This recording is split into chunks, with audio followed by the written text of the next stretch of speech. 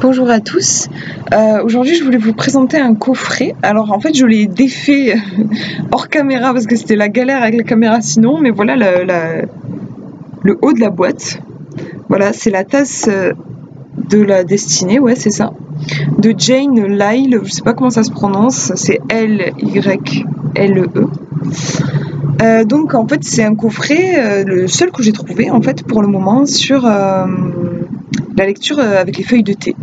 Alors moi au début je pensais que c'était super compliqué, je me faisais une idée du truc, je sais pas pourquoi, mais voilà, très complexe, alors qu'en fait c'est très très simple, c'est même enfantin je trouve en fait.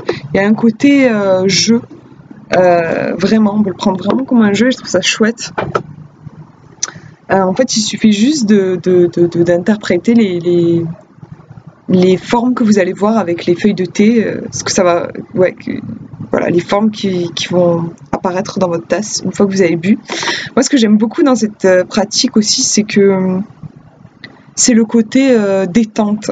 Genre, vous avez une question, vous posez une question, vous vous asseyez tranquille, vous vous mettez au fond de votre canapé, vous vous servez de votre meilleur thé.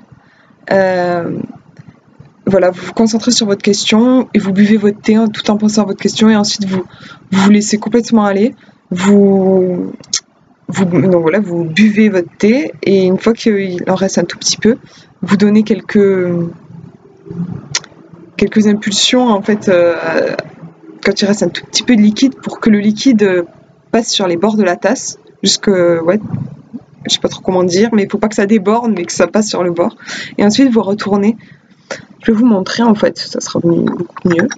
Donc la tasse, la voilà, je la trouve très très belle. Elle est grande, elle est plus grande qu'une tasse normale et vous avez la soucoupe. Donc voilà, je disais après en fait une fois que vous avez le peu de liquide qui reste, hop, vous l'avez mis sur les parois, en fait vous retournez votre tasse comme ça sur la soucoupe pendant quelques minutes et ensuite vous la ressortez. Et vous allez avoir en fait à l'intérieur de votre tasse des petits des endroits où il va y avoir des feuilles de thé qui vont rester. Alors bien sûr il faut le faire avec du thé en vrac, hein, pas en sachet. Et en fait, alors dans ce kit, il vous propose soit d'interpréter les feuilles de thé de façon traditionnelle, c'est-à-dire vous avez une feuille de thé qui va ressembler à un bateau par exemple, ben vous allez chercher qu'est-ce que ça peut bien symboliser un bateau.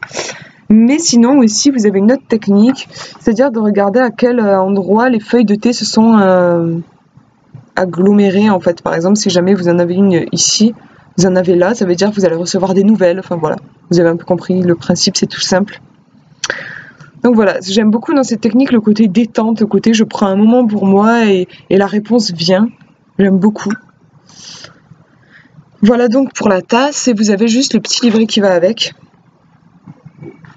Voilà, donc il n'est pas très gros mais il fait quand même 80 pages, je trouve qu'il y a l'essentiel qui est posé dedans. Voilà, il vous explique comment, avec des jolis dessins, comment préparer votre tasse pour avoir une consultation. Et voilà, elle vous explique les différentes parties de la tasse. Voilà. Et le jeu de la tasse de la destinée, comme elle l'appelle, c'est ce que je vous disais, c'est-à-dire, en fait, vous avez deux manières avec cette tasse d'interroger l'avenir, soit de la façon traditionnelle, hein, juste en regardant la forme des feuilles dans la tasse et en interprétant ces formes, soit en regardant sur quelle case, sur quel symbole en fait de la tasse sont positionnées les feuilles de thé. Donc voilà, on parle là. Et ensuite, vous avez l'interprétation des signes.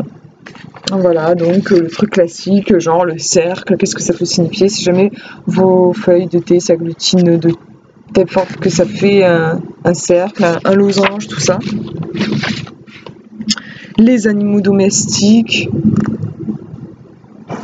Voilà, enfin vous avez un mini dictionnaire en gros, mais qui quand même est assez complet je trouve. Vous avez les animaux, vous avez les fleurs, les insectes, les phénomènes naturels, par exemple si jamais vous voyez un feu, une comète, vous avez les paysages, les objets domestiques, les aliments, le corps, les transports, enfin voilà, c'est vraiment complet je trouve.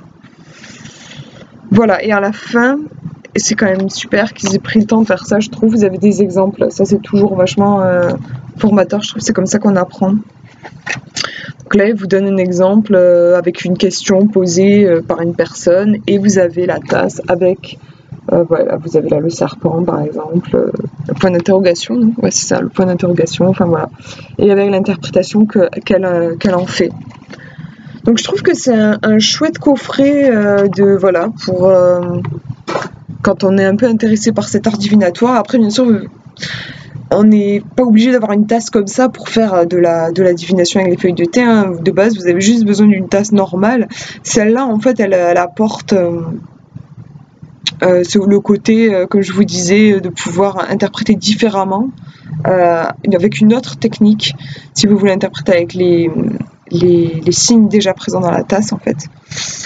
Mais sinon, moi, en fait, je l'apprécie surtout pour le côté esthétique. Je la trouve très belle.